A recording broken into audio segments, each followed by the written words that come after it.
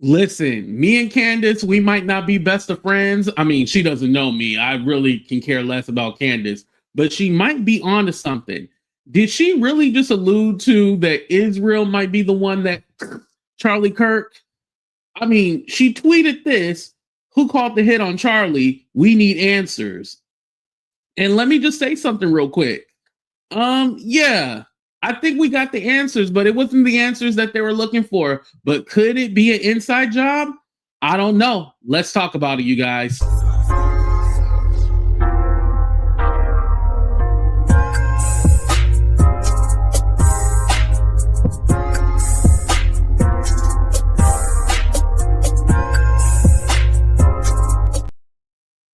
So again, Candace didn't say Israel in that tweet. However, there's other tweets. And here's one. It says Netanyahu lied about the contents of the letter Charlie wrote to him in May. It was a lie by severe omission and it isn't sitting right with me. So Netanyahu went on Fox, right? And he read this letter that quote unquote Charlie Kirk had wrote to him. And what was weird about that is that this is a whole prime minister of a different country. And Charlie Kirk was not a politician. He was just somebody who, a political pundit, somebody who talked about politics online. Like, you know, he's not a politician. Like, he didn't hold any kind of special office. So I found that weird. So she continues, he held the letter in his hand and propagandized it. He should publish the entire thing.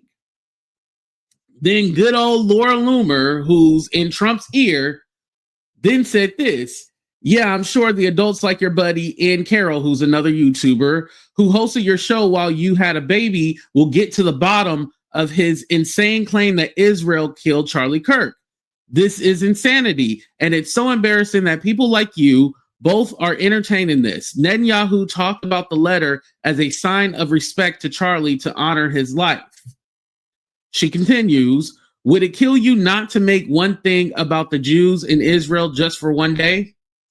It's beyond a parody at this point how crazed people have become with their Jew obsession.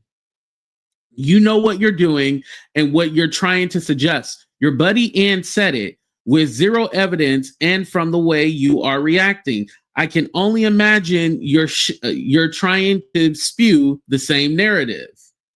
And, you know, in this video, because again, I did watch Candace's, well, I watched clips and then I went and watched the full thing. She talks about there being tension within their relationship, but saying like, hey, they were always cool. But was that true? Because there's also another clip that I'm going to show you guys after this, where he says that people who go against Jews are demonic. Now, was he talking about Candace? But let's get into this video first, you guys. Here we go. And I just want to say that Charlie and I, because I think this is important, never for a single minute ever did Charlie and I stop being friends. Even when the world demanded that from both of us, our relationship was real. We were brother and sister. You know, we were fortified. Our relationship was forged in fire, the fire of politics. I knew him. I knew Charlie, the real Charlie, and Charlie knew the real Candace. You know, and people knew I didn't like a lot of people in politics. I didn't like a lot of people calling me and doing the political dance. Of course, people guessed it correctly when they said, oh, the person who probably was the intermediary when Trump called about Brigitte was Charlie Kirk. Of course, it was Charlie. They would never send anybody else to call me with anything because they knew that Charlie was a brother to me. And there was so many things that were said that were wrong, and we laughed at it. And remember, they used to hang tight. Like, it was cool. Like, it was Charlie and Candace. Like, this was the whole start of Turning Point and all that stuff. They was going everywhere, traveling the country together.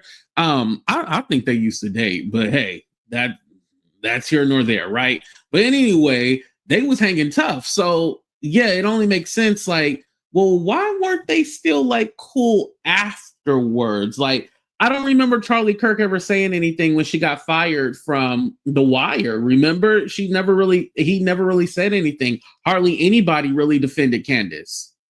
How wrong it was when people thought that when I had made up my mind about Israel, that Charlie and me fell apart. Nope, never, not for a second. I said, it's the easiest decision ever because Charlie knew who I was and I knew who he was. I said, Charlie, this is where I'm at and there's no room for movement. And you tell your whoever that needs to hear it, whatever you need to tell them, because we're always going to be brothers and sisters. We're always going to be brother and sister. And we would talk about things and debate things behind the scenes. And I think my perspective was as it's been throughout our relationship. You might not get it now, Charlie, but you will. I'm only a few years older than you, but I think you're gonna see things my way. And I think in the end, Charlie was going through a spiritual transformation. I don't think it. I know it. He was going through a lot, and there was a lot of pressure.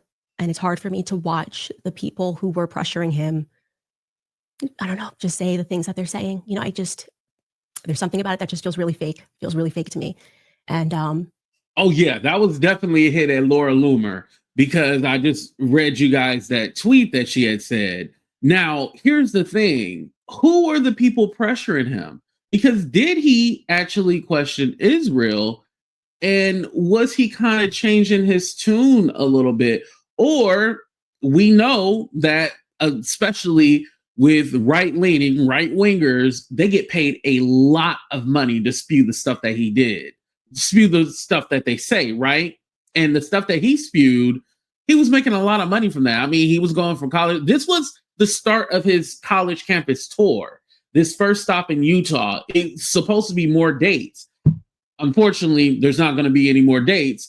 However, they make a lot of money doing this. And so you have to realize there's pressure on him. He might think differently. And I'm starting to kind of think that maybe Charlie Kirk didn't really agree with everything he was saying, but he had to say it. He had to do the rage bait content because this is why people watched him, right? But, who are the people? Who is she alluding to that was pushing him to say these things? Was it Israel? They would have allowed him to lose and wanted him to lose everything for changing or even slightly modifying an opinion. And then to see them doing what they're doing today, it's hurtful to me. It's very hurtful to me. But I don't want today to be about anything other than you guys knowing that Charlie really was an amazing person, Because here's the thing, too. Remember, I told you guys that Trump had told Charlie to, hey, stop all that Epstein talk. And Charlie even came on the channel and was like, Trump told me to leave it alone, so I'm going to go ahead and leave it alone. And it's all like, wait a minute. So you are pushing for these Epstein files and now you stop? So yeah, I believe that there is a whole lot of people, including Trump, including Benjamin Netanyahu, who was probably telling them like, hey, you need to change your tone on this and that. Like, you ain't going to get by with saying this and, disrespecting us or trying to push a narrative, anything that makes us look bad. But let me go ahead and pull up the clip that I told you guys earlier, where he says that people who talked about Jewish people are demonic. Now, necessarily he didn't say Candace, but, the question was asked about Candace. So here we go. About Candace Owens, and, I'm a big fan of you. I was a big fan of her, but she's obviously been going down this anti-Semitic bent. And through her, I'm kind of finding out about these other characters online, like Nick, for instance. I'm sure you've heard of them.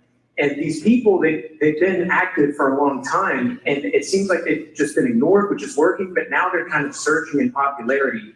And as someone who I enjoy watching your debates, are they people you'd be willing to engage with and maybe shut them down in a way through a debate or something like that? Well, I'm not going to debate Candace. But no, look, I'll debate anybody that shows up at our campus events first and foremost. But I do want to take what you say and extrapolate that there is a corner of the internet of people that want to point and blame the Jews for all their problems. Everybody, this is demonic and it's from the pit of hell. And it should not be tolerated, period. But it goes to a structural problem. Here's the thing. I totally disagree with what he's talking about because, again, everything needs context. Now, if you just hate Jewish people just because they're Jewish, then that's a problem, obviously, right? That's anti-Semitic. But if you are questioning the government, who is Israel, I don't think that's a bad thing. And that is not anti-Semitic. But again, they paint everything as being anti-Semitic. An entire generation that has economic resentment, they don't own anything, they're not getting married, they're not having children, they're depressed, they're anxious, they're staring at their screens all day long. And all of a sudden, your extrapolation of all that is, well, it's the Jews' fault. That is sloppy and shallow thinking. And not only that, they say, oh, it's the Jews' fault. Okay, let's kind of play this out. Well, Tuberculosis, that used to kill about 1 billion people. You know, it's a group of Jewish scientists that came up with the antibiotic that cured tuberculosis. How about CPR, the MRI machine? You know, there's over 500 million lives that were saved over the last 50 years because of people that were Jewish scientists that were working on things. They'll never say thank you to the Jews, but they'll always say shame on the Jews. Weird how that works. And finally, they always blame the Jews for stuff. Jewish people are an ethnicity. So therefore, definitionally, you have people that are secular, Orthodox, religious, that are all over the spectrum. You're trying to blame an entire ethnicity for a singular problem. Hold on, let's take a step back here. Instead of that, what could you possibly do in your own personal life to improve your own state of being? If you are blaming 0.02% of the world's population for all of your problems, that is not going to be good for your soul. It's not good for your psychology. It's not good for your... You know, and definitely I'll go ahead and post a link to this for Twitter so you guys can watch the whole thing. But how nicely he talking about the Jews. I wish he talked about black people that way. Instead of calling us DEI hires, and if he had a black pilot, he would be fearful of his life because is that person qualified for the job? And all the black on black crime, but you know, he met his demise with white on white crime actually. But hey, who am I to say? Anyway, you guys go ahead and hit that like button and subscribe to the channel. I appreciate y'all for watching out the show. And let me know, do you think there was tension between Charlie Kirk and Candace before he passed away? Or is this just a made up thing? And, you know, were there people in the background pushing Charlie to be this kind of person that he was online? Candace says she seems to know the real him, but unfortunately, we'll never know that person. Thank you guys for watching. Love y'all.